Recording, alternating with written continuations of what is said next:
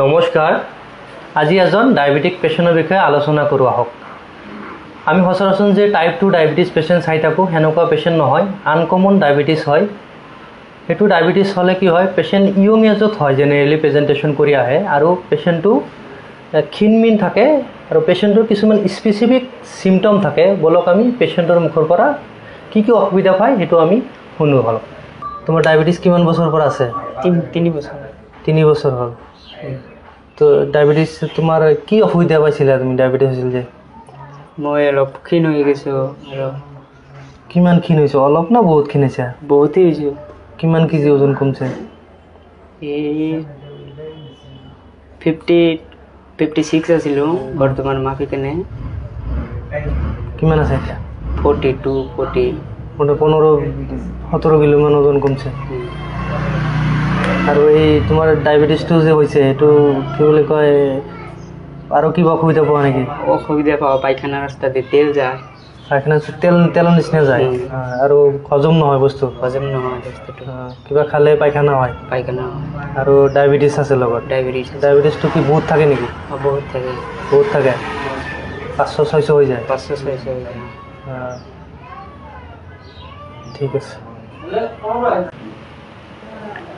আমার পেশেন্টটো যেতিয়া মোৰ চেম্বাৰত আহিছিল পেশেন্টটো একদম ক্ষীণ আছিল পেশেন্টটো খুদতে যেনেকুৱা ডায়াবেটিক সিম্পটম থাকে যেনেকুৱা টাইপ 2 ডায়াবেটিসৰ পানী পিয়া লগা বাৰে পেচাব যোৱা অত্যাধিক ভোক লগা ভৰি জ্বলা পৰে কৰা কিছুমানৰ ধৰক আৰু কি হয় একদম বল নপাও মানে উইকনেস ফিল হয় এনেকুৱা ধৰণৰ সিম্পটম লৈ আছিল লগতে কি হয় পেশেন্টটো পেটৰ বিষ হৈ থাকে বলে ডেইলি এনেকুৱা ধৰণৰ সিম্পটম লৈ আছিল আৰু পায়খানা কৰিলে পায়খানাটো অয়েলি হয় মানে তেল টাইপ এনেকুৱা পায়খানা চাই থাকে আৰু পেশেন্টটো মাল নিউট্ৰিয়েন্ট যেনেকুৱা পেশেন্টটো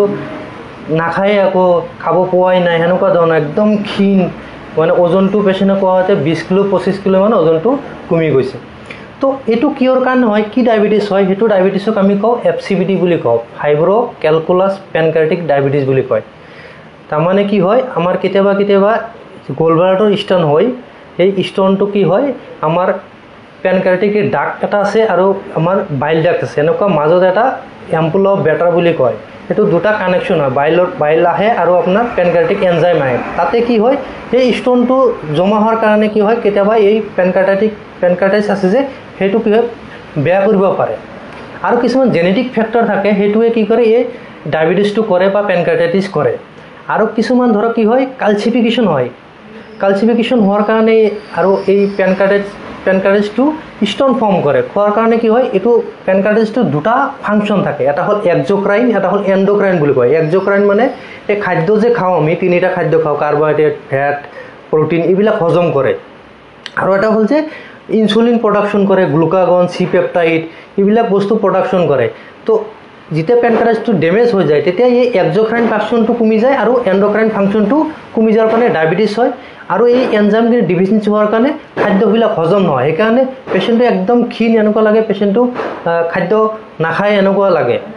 তো এটো আমি কেনেকৈ ডায়াগনোজ কৰিম ডায়াগনোজটো এটা হল কি সিম্পল এটা আমি যদি এক্সৰে কৰো পেটৰ সেই এক্সৰেত কি হয় আমি ষ্টন দেখা পাম আৰু কালসিফিকেশন দেখা পাম আৰু সিটি স্ক্যান বা আল্ট্ৰাসাউন্ড যদি কৰো পেশেন্টৰ তেতিয়া ক্ৰনিক প্যানক্ৰিয়াটাইটিস আল্ট্ৰাসাউন্ডত দেখা দিয়ে তো এইটো পেশেন্টক আমি কেনেকুৱা ধৰণৰ ট্ৰিটমেন্ট মানে থাকে যেনেকুৱা ডায়াবেটিস যেনেকুৱা ট্ৰিটমেন্ট থাকে সেম তেনেকুৱা ট্ৰিটমেন্ট হয় যেনেকুৱা ইনসুলিন খুব হাই সুগাৰ থাকিলে কি হয় ইনসুলিন দি সুগাৰটো কমাব লাগে আকৌ কিছুমান মেডিসিন আছে সেইখিনি মেডিসিনে কি হয় এই ডায়াবেটিসটো কন্ট্ৰোল হ'ব পাৰে আৰু যেটো খাদ্য হজম নহয় পায়খানাতে ওলাই যায় তাৰ কাৰণে কিছুমান সাপ্লিমেন্ট পায় মানে ধৰক প্ৰটিন বা ফ্যাট বা কাৰ্বোহাইড্ৰেট হজম কৰা এইবিলাক সাপ্লিমেন্ট পায় হেতু খোৱাৰ লগত 3 টাইম যেনেকৈ খায় হেতু 3 টাইম টেবলেট দিয়া যায় তো হেতু দিলে কি হয় খাদ্যটো হজম হয় আৰু যেটো ওজন কমি যোৱা হেতু লাহে ইমপ্ৰুভমেন্ট হয় ইনসুলিন এটা